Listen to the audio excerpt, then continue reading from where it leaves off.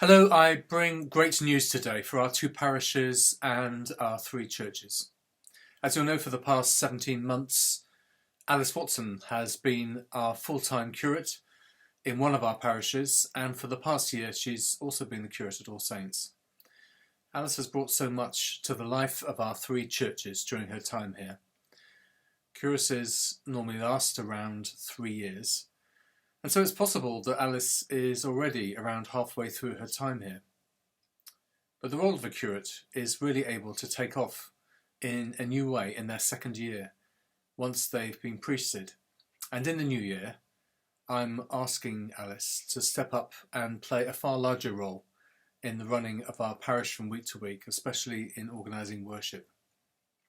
Today's really great news is that we've just heard in the past few days that next summer we'll be getting another full-time curate. So it's likely that for around a year we'll have two curates serving our three churches. In the past, big parishes like ours used to have many curates, but these days this is rather unusual. So we can take it, I think, as a great tribute to our three wonderful churches and all the ministry happening in them, that the wider church wants to entrust this important training and preparation to our two parishes, even though we already have a curate in place. Thank you to all of you for what you do that makes this possible. Our new curate's name is Clare Glover, and I spoke with her earlier this week. Clare, it is so good to have you here today and joining us, and we're so excited about this news. We are looking forward so much to Sunday the 27th of June. Yeah, I'm very much looking forward to joining you. 2020, well, actually you won't be joining us, that'll be the day, I think we're in Peterborough Cathedral for the ordination, and then the following Sunday you'll be with us here in Kettering, which is such great news. And I thought it'd just be good for our three churches to find out a little bit about you. So I'm going to ask you a few questions. The first one is, maybe you could just tell us a little bit about your background. I mean, I grew up in Kent originally, but I moved up to Leicester to train as a doctor. And then from Leicester, I moved to Coventry, where I met my husband while I was working in Coventry, and he was a student there. And then we moved to Rugby, well, between Rugby and Daventry, which is where we've lived for the last 22 years. And then hopefully we'll be moving across to Kettering next year. It's not somewhere I've ever been before. Except to visit.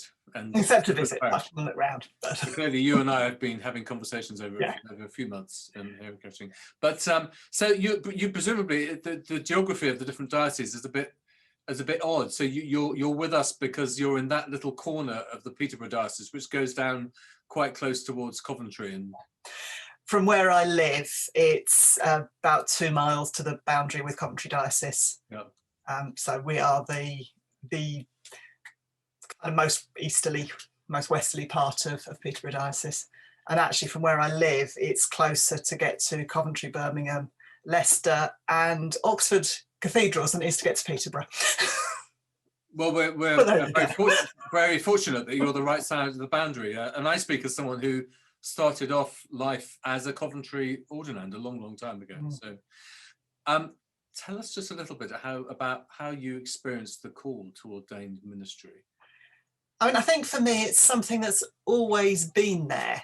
But the first person who asked me if I thought I might be called to ordained ministry was a youth leader when I was 16 in a completely different denomination. But that call has grown through the years. I went off, I did meds, and I've done a lot of other things, but it's always been there in the background, and it got louder and louder and louder. And about 5 years ago now, it became overwhelmingly loud. And I felt that for me, that was where God was calling me to go forward. I've been running away Jonah-like for 20 odd years, and actually there was nowhere else to run apart from home, and this is coming home to the call that was there in the beginning. Wow, that's so good to hear. And I've heard the longer version of that story, and I'm sure everyone else will. But thank you so much. It's just great to hear that. And maybe you could just say a little bit about what you're doing at the moment. At the moment, I'm working still as a GP in Northampton. I've been at the practice where I work for the last 20 years. And when I move to Kettering, I'll be leaving there, which will be strange. It'll be good but strange to leave somewhere where I've been for that long. I'm also training part-time for the ordained ministry. So I'm doing that in Oxford at Custon on a part-time course. Initially, before the lockdown, that was every Tuesday evening in Oxford and some weekends and weeks down in the college there. But for the last 6 months, it's been all online courses. So it's been lectures via Zoom and sort of tutorials and things in a virtual format. So I've nearly finished that. This is my final year. I finished obviously just before I'm ordained in June, and I'll be coming to you. Well, this is all so exciting. We're really, in both of our parishes, looking forward to welcoming you so much. And I'm not sure if there's going to be an option. We just don't know how this year's going to be panned out. Normally, we would invite you up to Kettering to actually meet people in person. Of course, we don't know if that's going to be possible before June, July, but we will definitely be seeing you in early July in our parishes, which is such a great thing. And our prayers are going to be with you. We will be praying for you in our 3 churches over the coming months. And just wish you all the best in the next few months as you finish your course and bring your time as a GP to an end. Yeah, well, thank you very much. I'm really looking forward to meeting all of you in the 3 different churches in both parishes. It'll be a really exciting experience. So thank you for having me. Great.